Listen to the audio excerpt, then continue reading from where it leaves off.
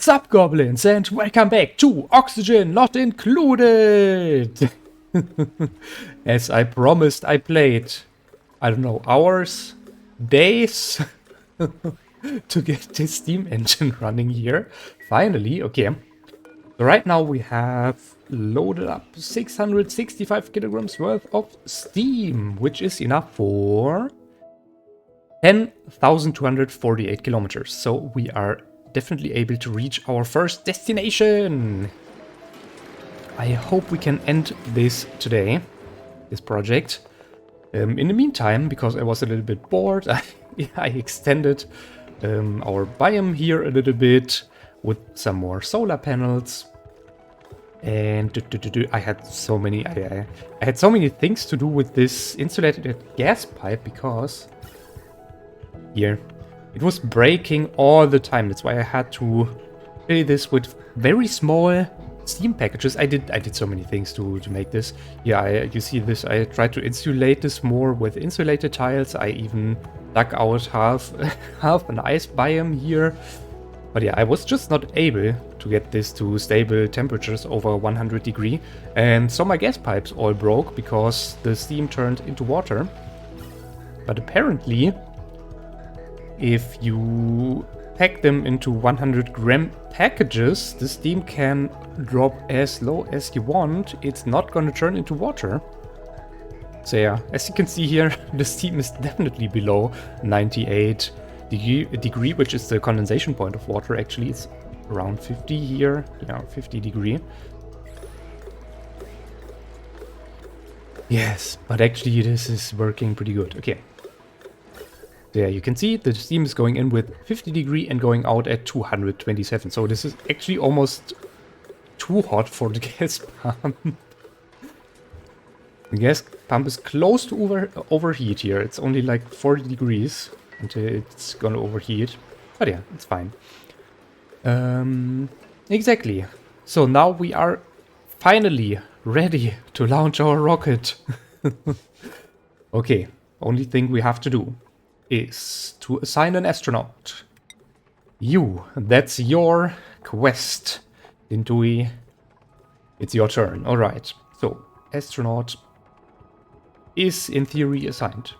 Even though the box is not checked, maybe the astronaut has to go here first, I guess.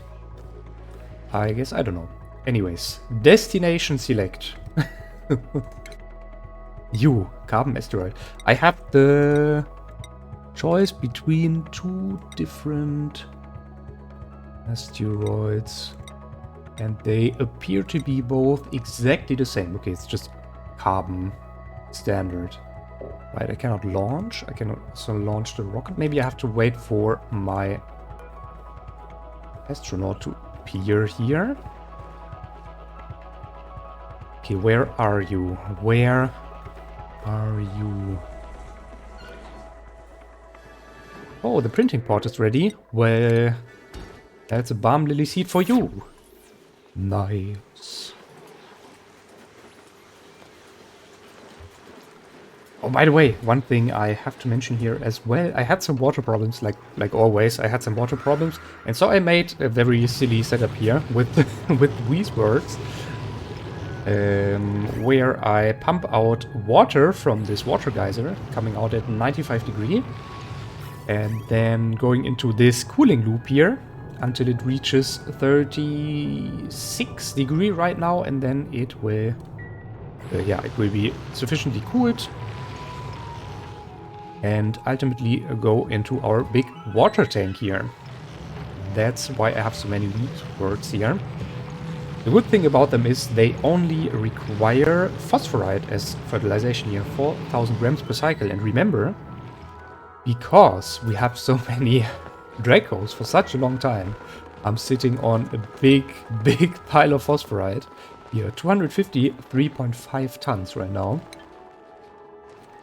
And it's actually still growing. Still with this Weesword farm here active, it's still growing. So we're still producing more than we require for these Weeswords. I could actually extend this by even one more.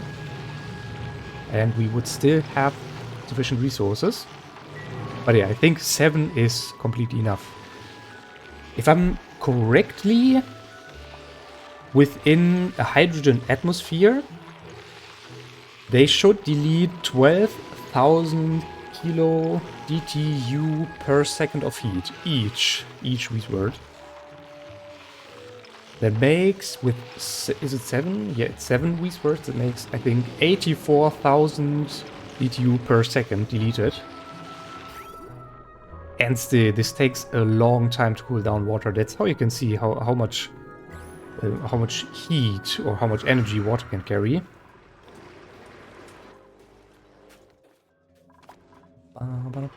Is there an astronaut yet here? Yes, astronaut here. Astronaut ready to lift off. Yes. Yes. Okay, star map. I want to see this. This is very... Do I have to reach 20,000? I thought it's 10,000. Yeah, max range 10,000 kilometers. This is 20,000. I see that I cannot reach this one, but why can I not go here as well? Arrgh. Do I have to wait for... Am I mistaken here? Is this the 20,000 threshold? I'm not sure. This will take literally forever. I don't think we can reach 20k even with this steam amount. I mean, we can only store 900. I already have 700 stored. And right now our destination is 10,000. Okay, wait. Analysis complete. Aha, yeah. Okay, that's what it was. I have to go to the rocket itself first. Yeah. Now I I remember. Okay. So yeah, now we see our rocket checklist here. Okay, now we can... Yes, now we can assign a destination. And now we can also launch this mission. Are you as excited as I am? Ooh. Let's go. Launch. Launch. Okay. Now, launch mission. Now we also have to launch the rocket itself. Right? Right. Launch. The launch. Oh, yeah, yes. Okay, let's see if our automation is working.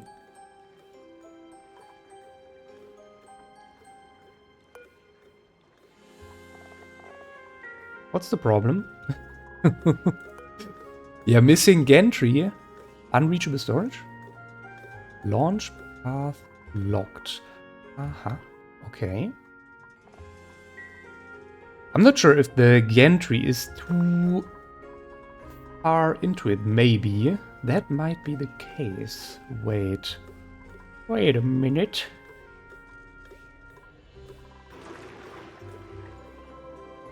I could easily try this out by just deconstructing the gantry, I guess. Because, you know, everything else should be fine. There's, like, doors only, and they're also open up. And I think ladders are not a problem. At least they weren't a problem on my personal playthrough, so I hope this is fine. I just need someone to come here and deconstruct this gantry. Javi Rampolan, let's go! My hero, come here. Yes. And then you should get out of here ASAP, because there's going to be probably... Okay. Okay, here's the thing. We don't have the missing path anymore. But we have a missing gantry. Alright, I see. So I have to build around here a little bit. This is complicated. Okay. So, here's the thing. I need a gantry, and I need it now. Where was the one gantry here? Rocketry. Okay, this was too far inside, so I have to go here. I guess this should be fine, right? So I want to... Oopsie. Deconstruct this ladder as well. Alright, let's see. Let's see how this goes.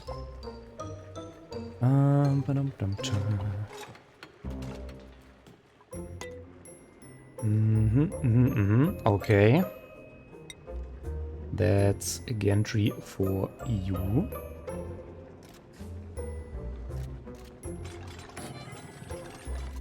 There any problem with the automation? Oh yes, there is not. Okay, that's great. This can be deconstructed. Okay, alright. I want to have an insulated tile actually. Yeah, that's a problem now.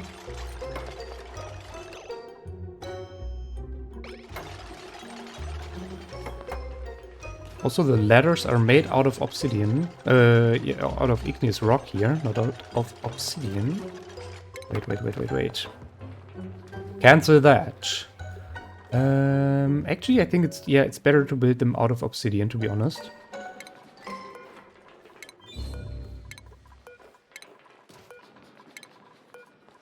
Okay, we have some starting issues. That's very, very common for rocket science. Don't worry.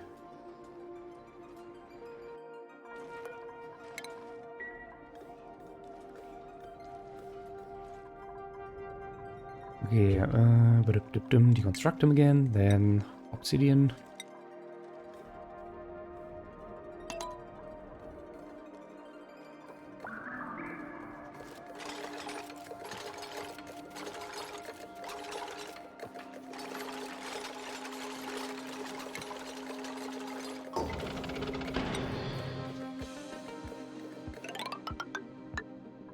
Okay, the gantry is retracted, which is perfect.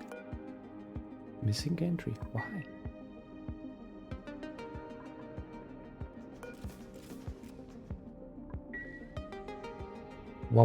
Why? Why missing gantry? So if I build the gantry in this spot, it says path obstructed. If I build the gantry in this spot, it's not obstructed anymore. Okay, wait. Can I abort the mission? Like, I want to see this again. How is it supposed to be? Why? Okay, mission abort. Abort. Can I cancel this? Okay, it seems I launched it. What? Why? Now I was able to launch it, even though it says there are some things not... Okay, whatever. Just launch! Whee! There the rocket goes. Now get the heck out of there. It's so damn hot. Yeah, you see. The steam is fine. 160 degrees. That's not hot. It's already cooled down quite a bit because of the surroundings here. All right. Actually, I wanted to close this a little bit more. Aha. I can't, it seems. Okay.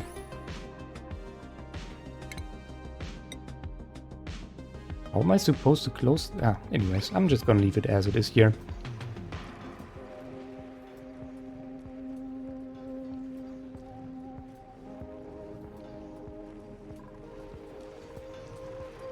Okay, there we go. And we've catched even some of the...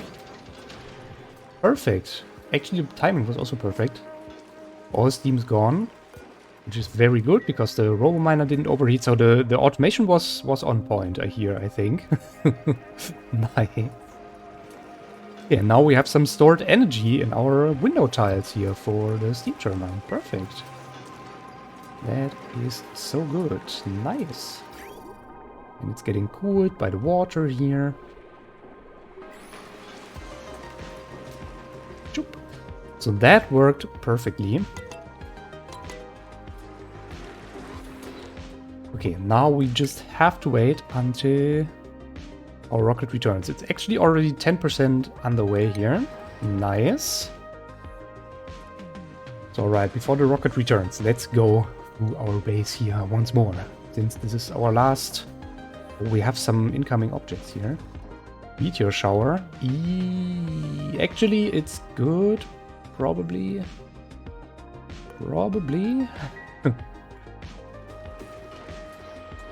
That it's going down now here.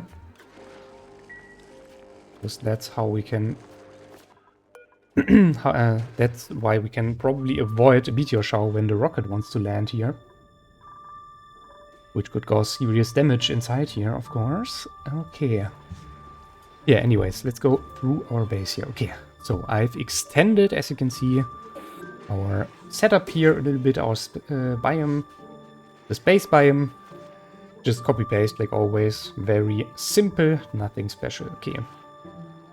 And it's completely filled here. Interesting. I think it's going to be filled forever. Like, when there's another meteor shower coming down here already, and they're still completely filled, it's probably gonna work forever, this setup. Nice. Okay. And then we have our little steam room here, which is working. I'm a little bit concerned about the gas pump, to be honest.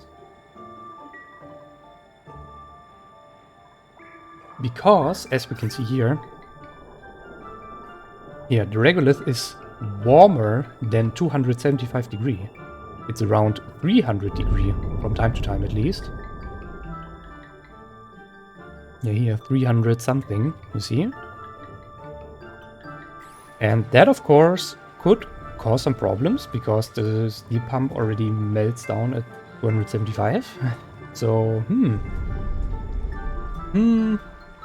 not too sure. But yeah, I mean, it should be fine. Let's let's just pretend it's gonna work. As long as there's fresh steam coming in here, cooling down at 50 degrees, no problem. But once this room is completely full, that might become problematic. Okay. So what else did we build? This, of course, the lava room. This was very interesting here. I've put in so much work into this room and had to completely rethink this. Remember, when I began, I didn't have this setup here. Also this cooling setup of our igneous rock here as well. I had to add this after I was already finished with my construction here. And yeah, now it's working perfectly. Sometimes I am a little bit concerned that this material heats up by so much here that this pile of 38 tons will just melt back into magma. That would be a major problem. If this melts all at once, this will completely fill this cave here. And probably break some stuff here. Okay. But yeah, as long as it stays in its solid form, it's fine. Okay. Oh yeah, I remember. That's why I also had these very weird crude oil liquid logs here to go inside and reconstruct everything. Yeah, that was funny. Ah, one more funny thing, by the way. I found a hydrogen vent. Yay, finally. One up here. I mean, we already found one down there with our natural gas geyser. But yeah, now I also found finally a hydrogen vent up there. A little bit late, but you know, better late than never. And now that I found it, I clearly don't need it at all. I have so much energy. I don't care, yeah. For example, in my energy room here, I mean, we have 3 natural gas generators. What's the... Okay. We are more than half filled from our gas reservoir side here, which is a lot. This is so much energy stored inside this. I mean, they're getting fueled by 2 different natural gas geysers. That's why we have so much natural gas here.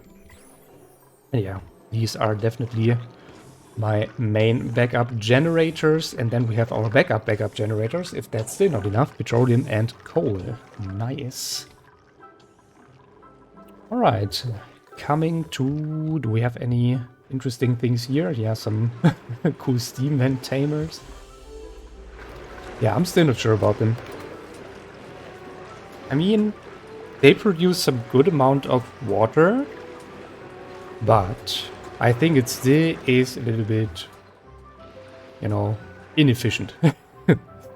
You would probably rather go for some thermal aqua tuner and, I don't know, Weezword setup to tame this water geyser correctly. I mean, you see here the average output of this one is 2552, while the one of the cool steam vent is only half the amount. Yeah, it's probably better to go for water geyser and try to tame this one. At least, ooh, and this water here, this vent is also active now. It's perfect, because it was not active for a long time. What's the temperature here? 58 degrees right now. Yeah, this thermal aqua tuner has to work here non-stop, I guess. Okay, and then our base. It looks a little bit like a mess, to be honest. There are some back wall tiles here, sometimes not, sometimes in different colors. I still like this aquatic mosaic, to be honest. This is my most favorite. I don't know why. It looks like such common, you know, back wall tile for a bathroom, but I really like it. And this one's also very cool. The fainting curves. Yeah, we have achieved such big accomplishments here. It's crazy to see this colony running. And it's almost... what did I want to say? I wanted to say something. And I forgot what I wanted to say when I... mid-sentence. That's very weird.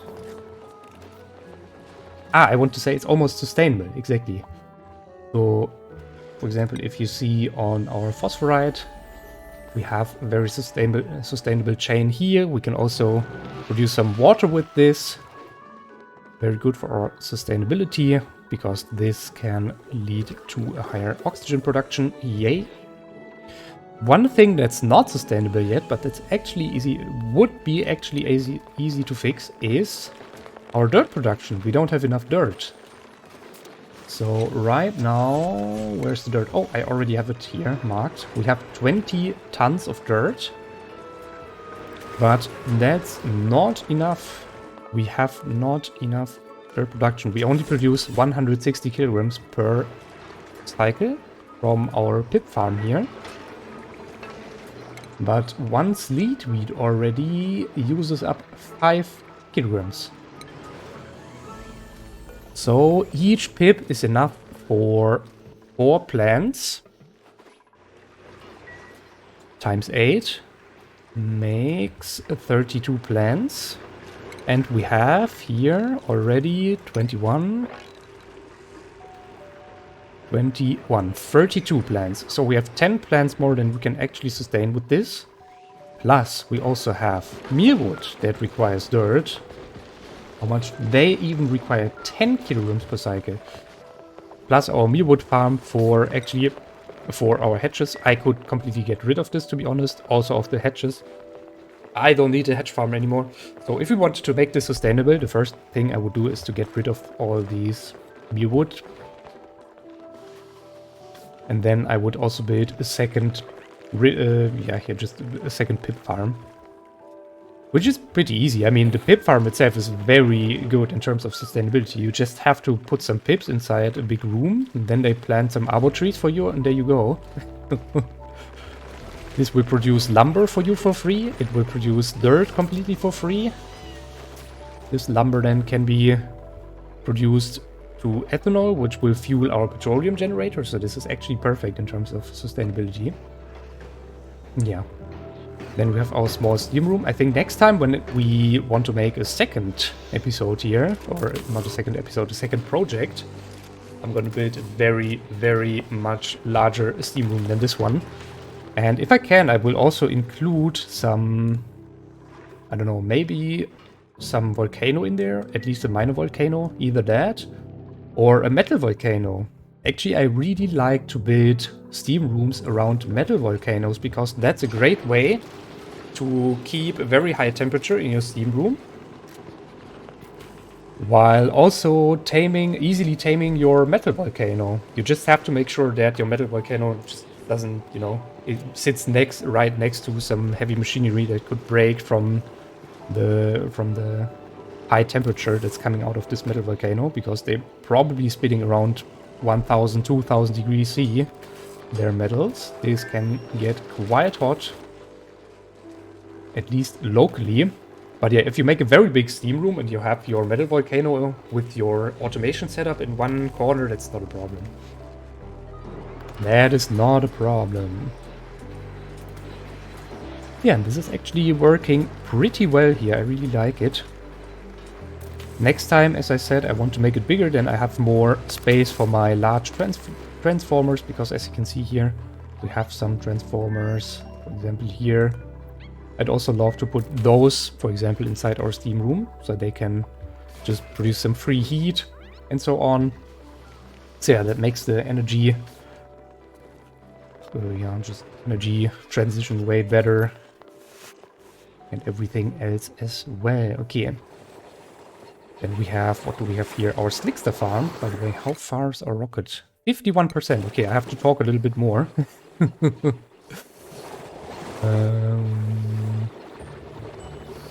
They were, yeah, that's how you can see that's, what did I want to say? I'm so confused today, I don't know why. Okay. Here you can see that the Slickster farm is mainly not very efficient if you want to produce crude oil. I mean, the Slicksters are very good if you have a map without a crude oil biome. This can occur on some planetoids. And yeah, that's the way to produce crude oil or petroleum if you don't have any other access to it. Then, of course, Slicksters are great. But otherwise, Slicksters are more like deleting CO2 and turning it into something useful. In this case, a little bit of crude oil and mainly meat. So you don't really want to ranch Slicksters for the crude oil, rather for meat, to be honest. They produce a lot of meat here. Plus the eggshells, of course, they are also interesting. So each produces 3,200 kilocalories per critter, and you can already see I have some critters up there and some critters down here as well. Oh, currently they're one critter down. Interesting. Okay. But yeah, that's not the main purpose of the Slickster. The main purpose is definitely to produce some meat for you. Okay. Want to go further. Yeah, here, our failed project. It's this so crazy. As you can see, the steel thermal aqua tuner has way better capacity in terms of cooling itself here. It never ever reaches 170 degrees. You can see it here. It's always staying at 163 degrees. See? And this is very stable. Even if I stay here for like 1 hour, it will stay at mostly 165, 170 maybe. But that's it. So yeah, thermo aqua tuna out of gold amalgam was probably a bad idea, just because it has very bad, very bad properties in terms of. Wait, I want to see the steel properties. Steel conductivity. Yeah, here the thermoconductivity of steel is probably so much higher than this one out of gold amalgam. Wait, let's see if that's actually the case. Okay. I think so, right? It should be. Gold amalgam. Yes, it has a thermoconductivity of 2000. Remember? Steel had 54,000. Yeah, and that's why this steel thermal aqua tuner is not overheating, but rather depleting its heat right into the metal tiles and the temp shift plates. Because I didn't do anything else here, right? Remember, I did not change anything. This is still the complete same setup that I had with my thermal aqua tuner. It's just this time I have it made out of steel and not out of gold amalgam. So what's the temperature here? 35 degrees right now. It's probably going up because this cool steam vent is working. Alright. One very interesting thing that you can also make to harvest power, which is actually not completely sustainable, interesting but it's not, is to make a very similar thing that we had to our volcano.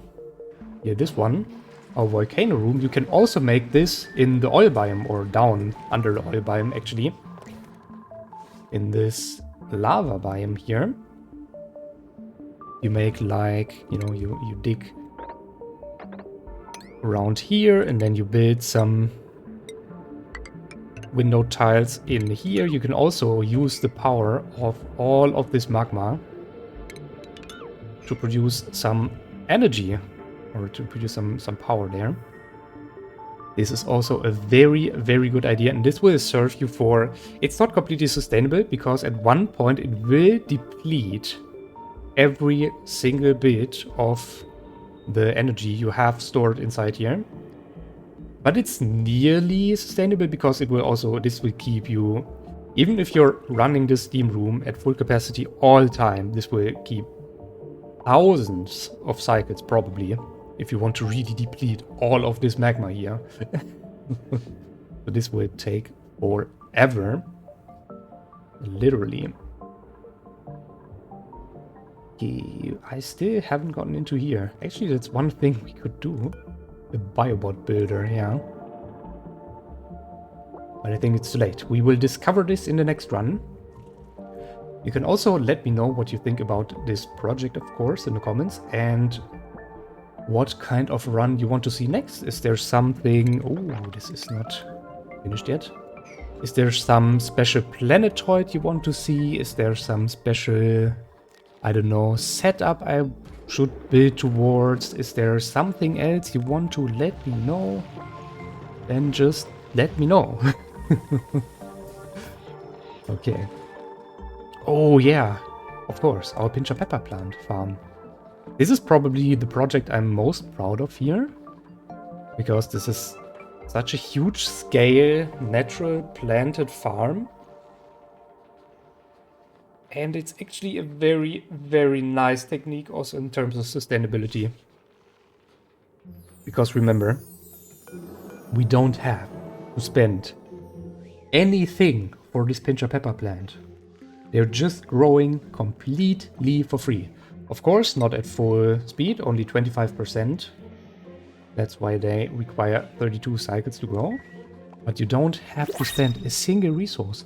And because these tiles here are made out of glass, with the glass forge, you can make almost as much as you want and can just extend this pattern.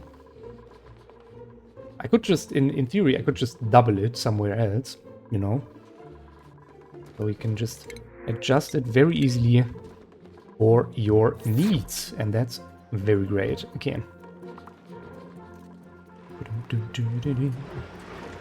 Produce the micronutrient fertilizer. Right now, I don't know what else to show. Ooh, the rocket almost returned. That's actually good. Okay, let's speed this up here a little bit.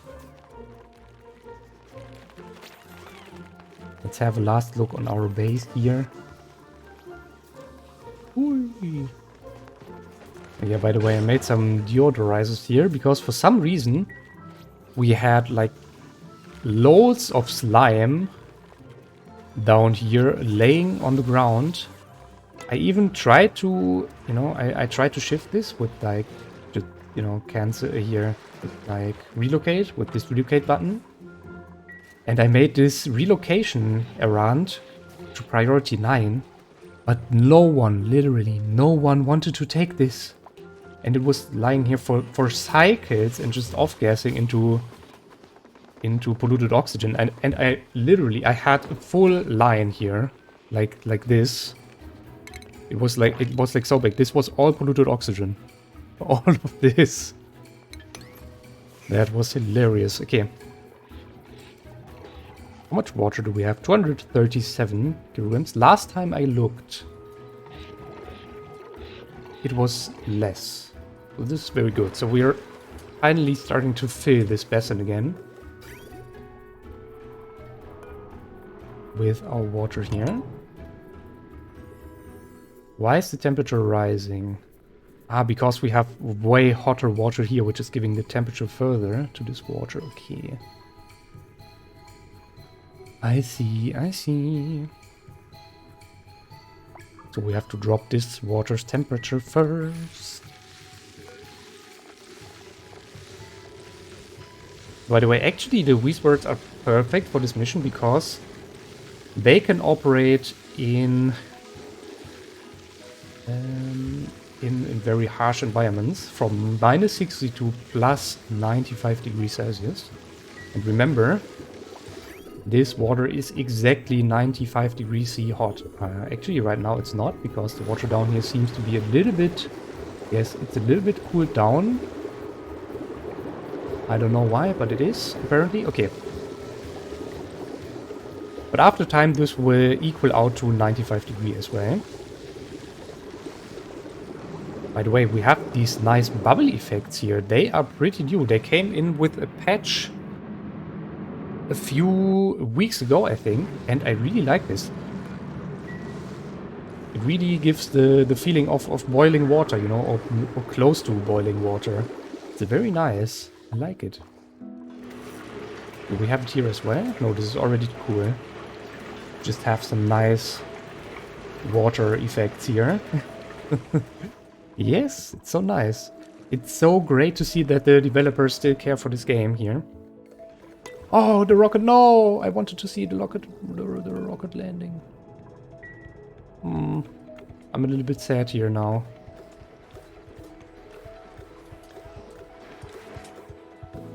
Okay, the rocket landed. We just have to wait for our automation, our filter gate to turn green. And then we should be good to go. Actually, there's still a lot of steam here, which is not good, because this steam will go now towards our robo-miner and heat up this robo-miner here. And it will also heat up our... hyperheat up our polluted water. Okay, now it's gone. The steam is gone. That's good. That's very good. The robo-miner was not too problematic, because the robo-miner is getting cooled down very quickly here. It's fine. It's fine. Alright. This is working. Okay. It's also working. Nice. Perfect. And there we have our first flight to the space. Yes, nice. Perfect. Yeah, that's it from this project, I guess. I'm a little bit sad now. I'm not sure how many episodes I made about this project, but I think it's the 33rd episode. 33 episodes, which makes this by far my longest project right now. And I really like it. Yeah, just as I said, let me know in the comments what you want to see next. I definitely want to start another colony. Just let me know if you want to see a certain planetoid, a certain, I don't know, some certain, as I said, bit, or some challenge, whatever. Let me know in the comments, and I see you in my next episode then. Bye bye.